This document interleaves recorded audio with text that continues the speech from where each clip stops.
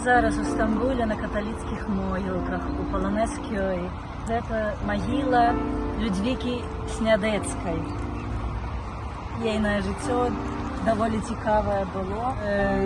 Яна нарадзілася ў Вільні. Маладая Людвіка закахалася у сына віленскага губернатара рымскага Корсакава. Але ён неўзабаве паехаў ваяваць з Турэччынай і тут загінуў. Яна вырашыла знайсці магілку, дзе ён пахаваны, прыехала ў Стамбул. І ў Турэччыне яна магілку так і не знайшла, але знайшла сваё шчасце, свой лёс. Гэта Міхал Чайкоўскі, яна з ім пазнаёмілася, ажанілася неўзабаве. І вось яны разам у Полонезкёй тутака набылі эту зямлю. І тут базавалася грамада паўстанцаў, которые мігравалі ў Стамбул.